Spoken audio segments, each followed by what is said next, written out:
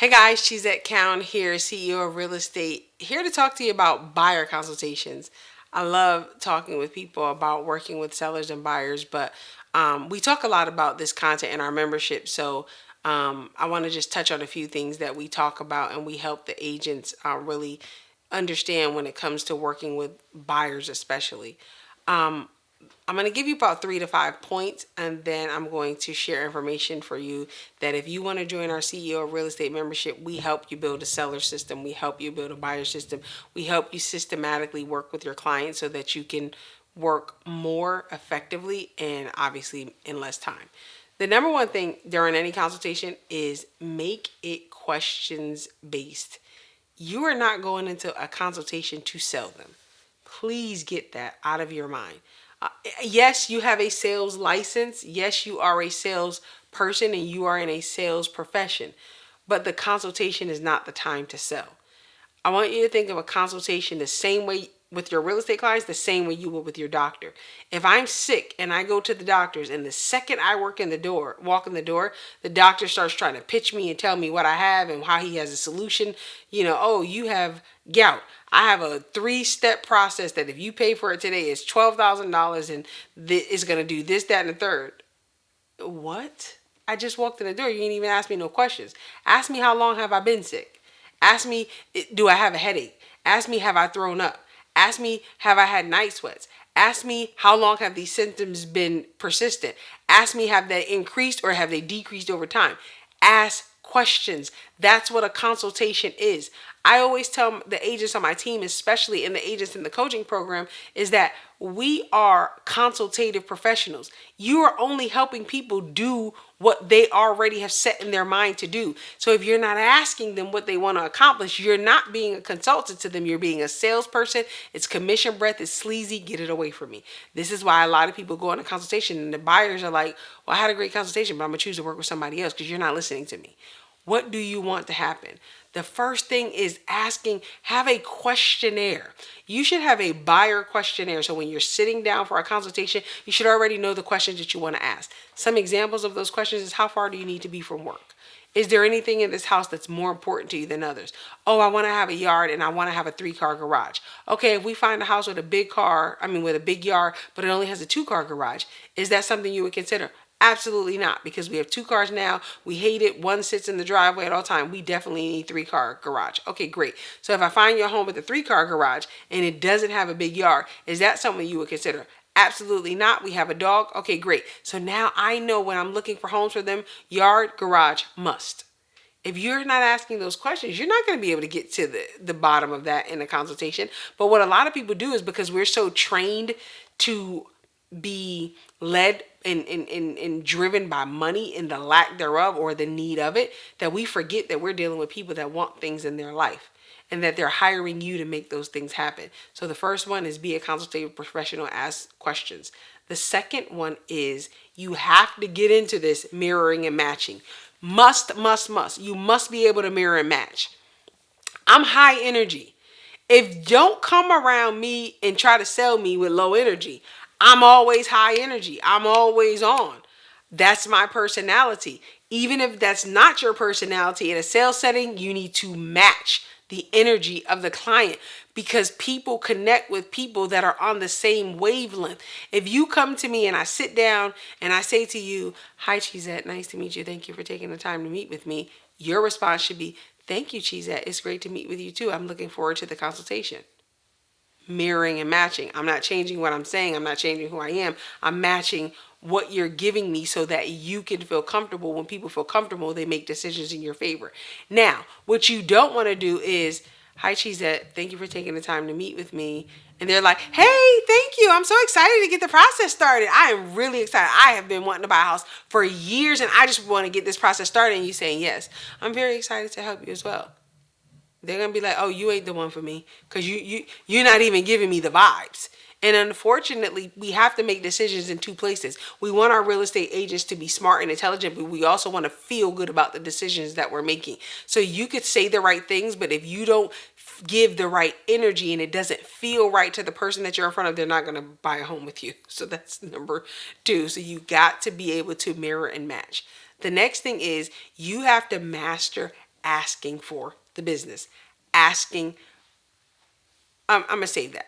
I'm going to leave that till last. You have to master asking the hard questions. See, I noticed that a lot of times we don't want to ask the hard questions. And when I say we don't want to ask the hard questions, you can't do a buyer consultation and be afraid to ask somebody what their credit score is. You're not a lender, but you need to know if they tell you they got a 400 credit score, that gives you an indication that this is not going to be the time for them to buy, and you need to strategize a different strategy to help them get where they need to be to buy. You have to ask that question, because why the heck are you going to go through a 30 to 50-minute consultation only to find out that their credit score is 700, they don't have a job, and they just filed bankruptcy? They're not buying a house using a loan. They could have cash. If they have cash, okay, great, we're still going to do it. But if they don't have cash, what are we doing here? But if you are, I had somebody tell me, I don't like asking people what their credit score is, because the lender does that. The lender absolutely does that. That's not your job. You're not a lender. But here's what you need to know. You need to know how to strategize and help them. So you're going to need to have a level of background information. You have to be able to ask the right questions.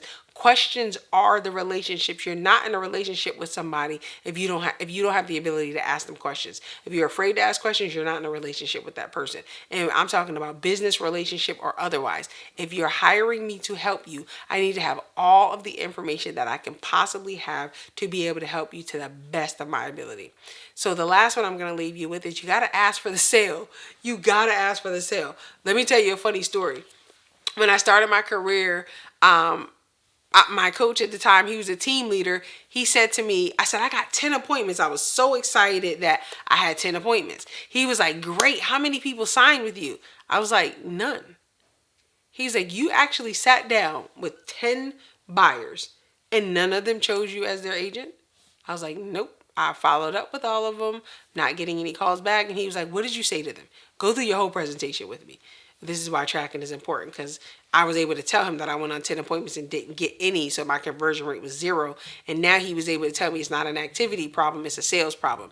It's not that you don't know how to say what you need to say to get the appointment. You don't know how to say what you need to say to close the deal. So let's practice that script, right? So we get into the script. I go through the whole presentation. I sat down with him and I'm like, he's like, are you done? And I'm like, yeah. And he's like, okay, I know why you're not getting any business. I was like, why? He said, you never asked me to sign anything. You never asked me to work with you. Because I gave the information out. And in my world, because I've never been in an industry where, even though I was in sales, I wasn't commissioned. Right? So I got a paycheck whether they bought or not. I work for Blue Cross Blue Shield. So we did large group open enrollment. So they was going to be a client whether I closed them or not. But here's what I learned in that. You have to be able to get people to understand up front from the moment you sit down, this consultation needs to result in a decision. 1 of 3 decisions are going to be made. Either you're going to decide to hire me as your realtor. Either I'm going to decide that this is not the appropriate fit or relationship for me as a realtor and I will decline to work with you. Or we will decide that we will do this same transaction at a later date because maybe it's not the right time for things going on in your life, etc. But they need to understand in the beginning that you're coming there for them to make a decision. And when you finish your presentation, your sales pitch, or your seller listing, or your buyer consultation, you need to say to them, are you ready to sign the paperwork and get started? You need to present them with the paperwork. Here's the paperwork. Here's what you're going to sign. Here's what it means. Do you need a pen? And is there anything else I can answer before you sign? I wasn't doing that. And he said, that's why they're not signing with you, because you're not asking for the business. And I'm like, well, I just thought if they wanted to work with me, they would call me. He was like, they won't. They're going to hire the people that are sales. A lot of times we have to direct people to the decisions that they need to make. They don't always know how this process works. They don't know. I called one lady and I was like, well, why didn't you sign with me? I called her back. She said, you didn't ask me to sign anything. I was like, oh. Well, can you sign with me? She did, right? But I didn't know to ask her because I was just so focused on nailing the script that I didn't do my Jerry Maguire, right? He said, always be closing. I didn't do my Jerry Maguire, so I didn't close them. So understand that that's how you're going to have a more effective buyer consultation. There are several other things. If you are in my CEO community, you know we get to it. We talk about like timelines, how much time you spend working with a buyer. I have an agent on my team, Tampa Tina. Tampa Tina get them under contract and be done and closed in 6 hours of work because we got that system down so tough. So I want you to have systems for your business. While these are tips that are going to help you grow your business, our CEO community is going to give you a lot more information to help you really start to build systems around these things so you hit it and knock it out of the park every single time and are not working 100 miles an hour to get results that you can accomplish in 5. So please click the link in the bio. Definitely, this CEO community is a game changer because it's systems, it's mindset, and it's training. The 3 things that you need systems, mindset, and training. Those are the 3 things that are going to help you really start to really 10x your real estate career. So I'd love to see you in our community. Click the link in the bio.